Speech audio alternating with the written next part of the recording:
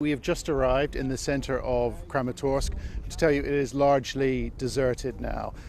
This missile attack happened at 10:30 this morning, so it's a few hours ago. I'm going to pull out of the way. You can see what's left of the missile here now. It's basically on a patch of grass outside of the train station. It's large. It looks like a ballistic missile. What we think has happened is that it has exploded in the air over this area because it has distributed explosives throughout this area in multiple locations, seemingly randomly. And I'm going to ask my colleague, Garwin McLuckie, just to focus on the words on the side of that missile, Zadeti. It means for children or for the children.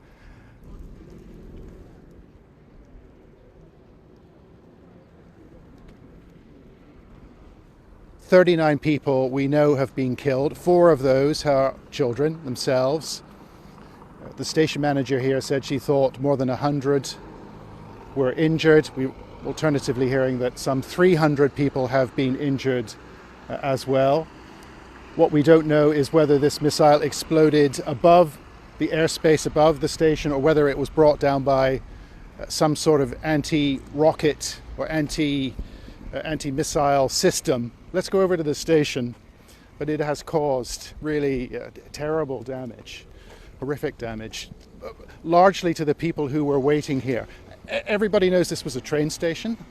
It's big, it's multiple platforms. Everybody knows that it has been used over the last couple of days to get tens of thousands of people in eastern Ukraine out of here. And they come here, they come to this station because getting the train is the safest way to get out of eastern Ukraine. There were thousands of people, and we were here Monday and Tuesday. There were thousands of people here in the morning as well. We've heard alternatively 2,000 to 4,000 people this morning, largely women and children. The men are not allowed to leave. Men between 18 and 60 are not allowed to leave. You can see some of the damage here. So explosives from that missile have dropped here. Just remember that there will have been hundreds of people queuing up to get inside the train station. We've seen it. And they would have been killed, a lot of them. Terrible damage here.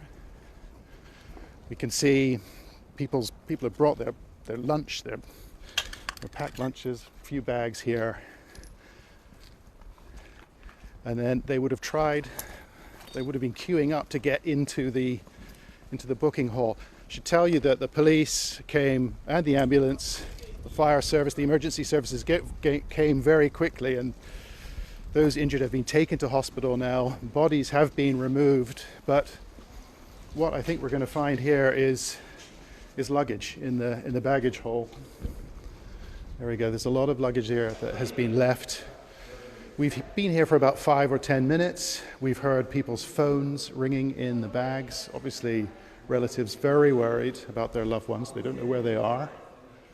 Some of the bags are damaged. And we've seen people come in. There's one gentleman there now. He can see his mother's bag, but he can't get a hold of his mother himself. There we are. He's asking for his mother's bag. I spoke to him briefly before we came to air, and he said that his mother's not picking up the phone. He doesn't have the money to get to the local hospital. Some policemen here as well. Should we go outside, going onto the platform? We're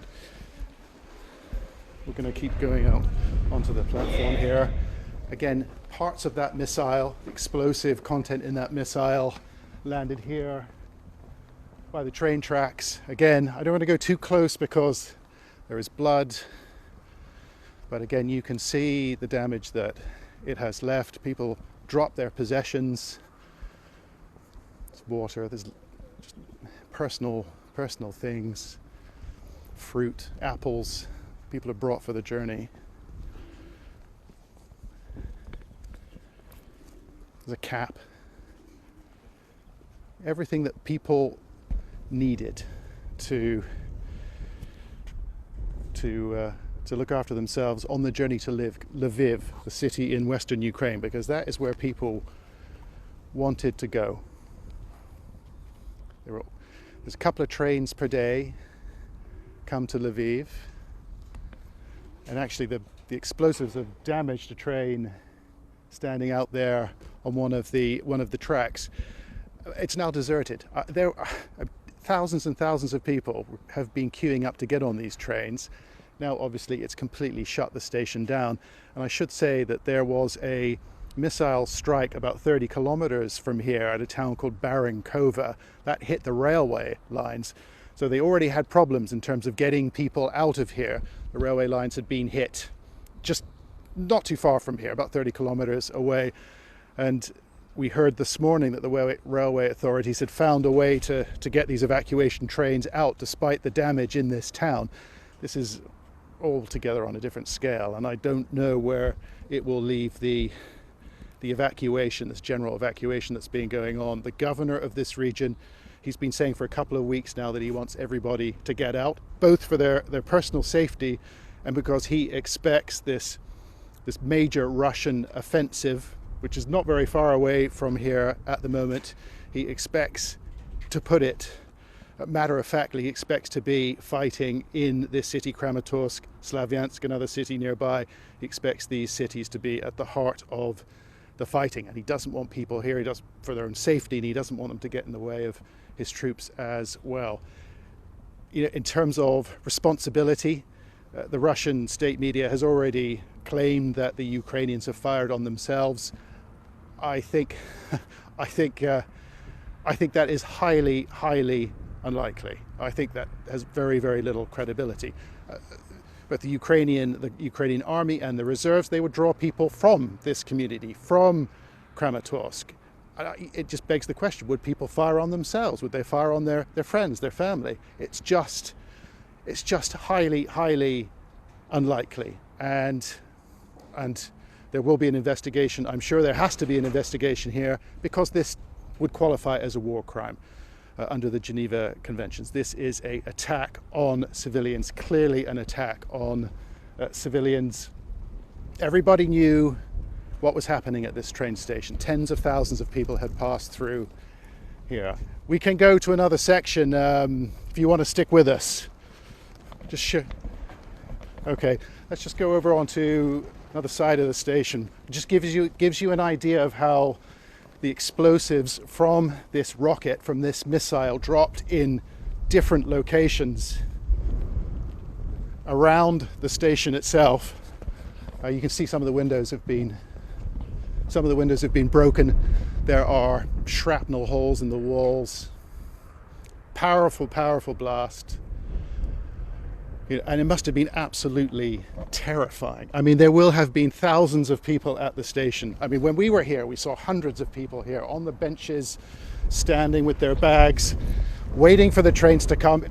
You know, slightly competitive, really, to try and get on these trains. There's so many people trying to get out. There's not enough seats on each individual train for the people who queue up.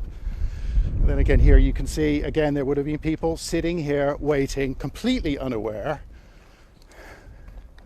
of what was about to happen. Again, it's the same thing. Possessions that have been left.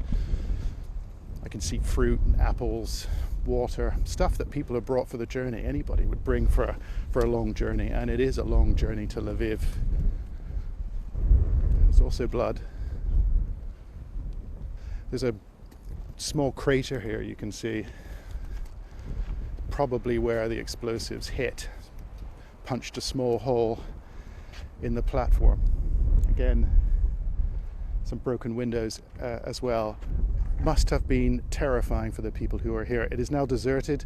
We spoke to the station manager. She said those people who were able left very quickly, and it is absolutely deserted now. There's a few Ukrainian soldiers here, a few people who belong to the railway, but yeah, you know, this will have significantly set back the evacuation efforts going on here, and they were in full swing. They've been in full swing for the whole week. I think tens of thousands of people will have passed through here since Sunday or Monday. An absolute disaster here.